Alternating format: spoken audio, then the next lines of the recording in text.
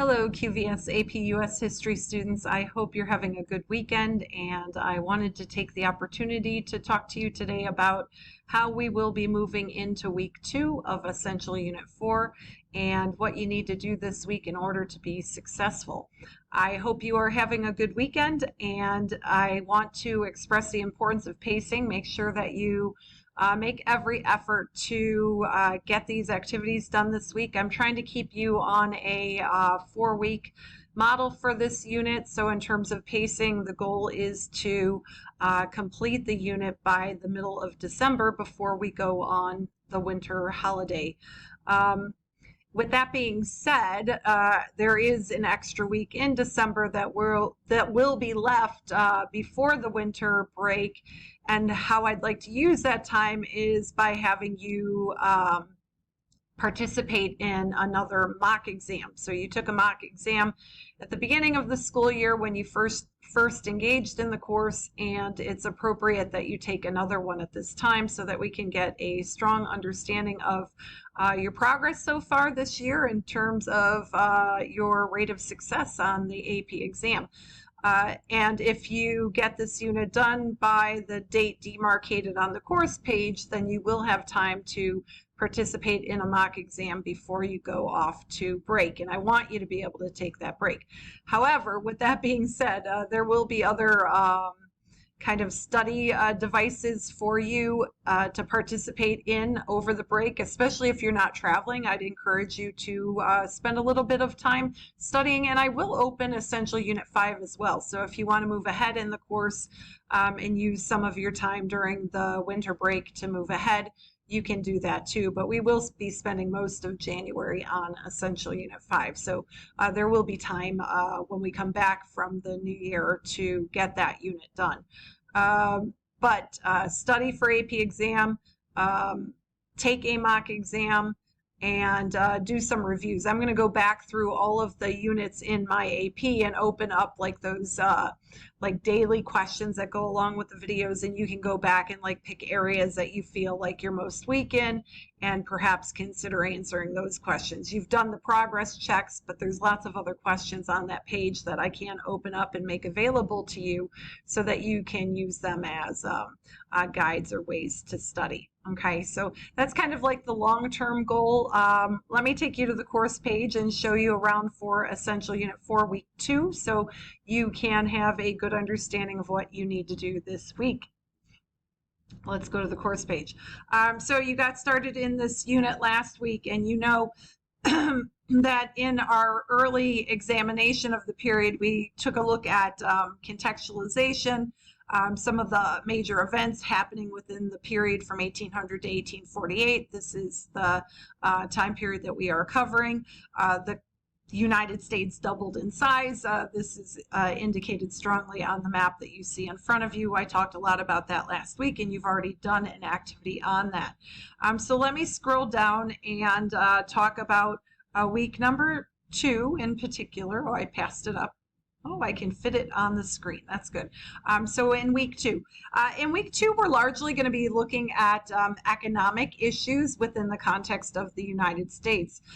Perhaps you recall the conflict that existed between Alexander Hamilton and Thomas Jefferson over their visions of the economic future of the country.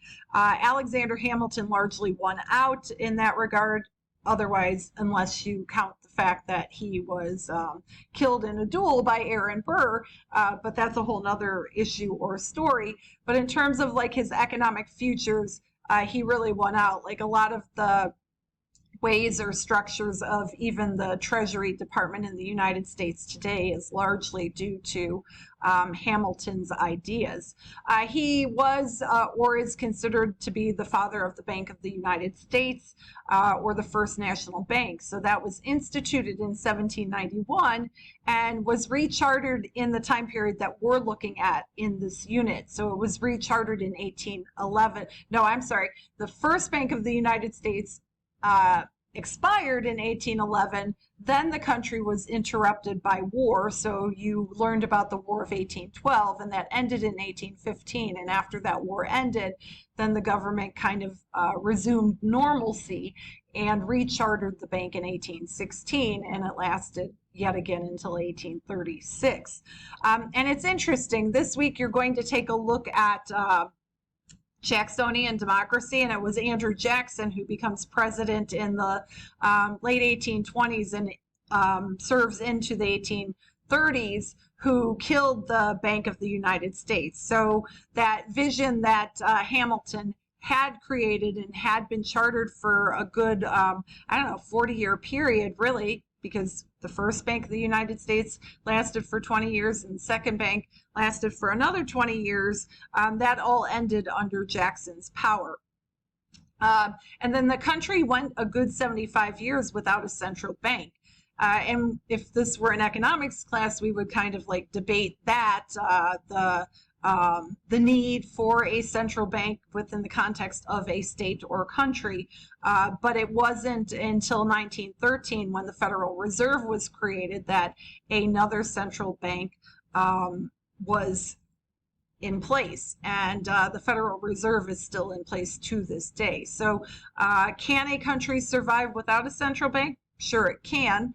Can the central bank play an important role in terms of expansionary and contractionary fiscal policy? Most definitely. But you can't argue that a central bank would prevent depression, because in the periods when the U.S. has had a central bank and when they have not had it, there have been depressionary periods. In fact, if you look at American history over the course of time, you can see that there are economic slumps about every 20 years. And in the time period that we are looking at, particularly after the War of 1812, there was an economic slump that started in 1819 and lasted until 1821. It was called the Panic of 1819. And in this week's activities, one of the things that you're going to be doing is taking a look at a period in time called the Era of Good Feeling. So when James Monroe became president after Madison in 1816, one newspaper coined that term and expressed that Monroe was ushering in this era of good feeling. But it's so interesting, or debatable, because it coincided, this supposed era of good feeling coincided with an economic panic that caused a depression that lasted for about 3 years. Largely the effects of the war, and what triggered it was a collapse in cotton prices. Banks called in loans, and then a lot of farms were foreclosed. The effects of the Depression were largely felt in the South and the West. The South was where most cotton was being produced, but as the country was expanded westward, we began to see some areas of the West producing cotton as well. Also, too, in terms of Jackson, you're going to do some activities this week related to Jacksonian democracy. You're going to see how his economic policies even contributed to I'm sorry, I'm jumping ahead here. It helped solidify Jackson's base. That's what I meant to say. So it's interesting, like Jackson comes to power because of an economic crisis. And then there's another economic crisis in the 1830s after Jackson leaves power. I was kind of getting ahead of myself there. And a lot of historians and economists blame Jackson's policies for that second economic crisis that occurred 20 years later. So with the Panic of 1819, what that crisis did was it solidified Jackson's base, and he runs for president in 1824 and again in 1828. He does not become president in 1824. In fact, it's John Quincy Adams, who was the son of John Adams, who becomes president at that point in time. Hugely unpopular, very similar to his father's presidency. Both the Adams, the father and the son, were great statesmen. I mean, John Quincy Adams essentially was responsible for the writing of the Monroe Doctrine, you know, that very famous piece of foreign policy that essentially gave a warning to Europe to keep their hands off the West. But when it came to leading the country, he was very unpopular, especially for some economic policies that he put in place, particularly a tariff in 1828 called the Tariff of Abominations. And that even further solidified Jackson's popularity.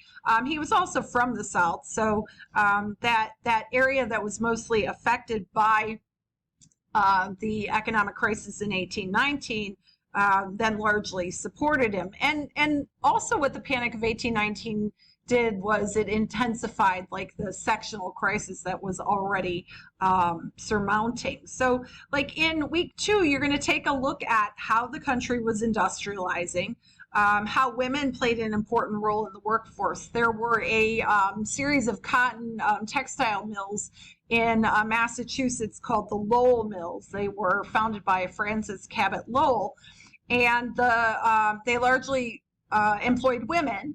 And historians like to argue whether or not the experience of the young women in the mills were exploitative or liberating. And you're going to take a look at that era of good feeling within the context of this topic of the market revolution. And then we'll take a look at how the market revolution impacted society and culture. So you'll see how innovations impacted life in the country at that time. And then it's interesting, we'll also look at expanding democracy. You really need to know this name in history, Alexis de Tocqueville. He was a French writer, and he had traveled through the United States in the 1820s and 30s. And the result of his travels was a famous book in American history called Democracy in America.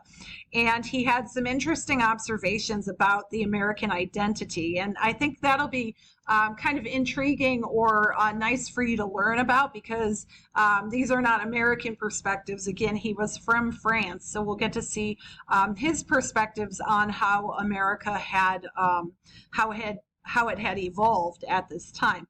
And then you'll look at demographic analysis of the 19th century, so you could see kind of like the breakdown in the population.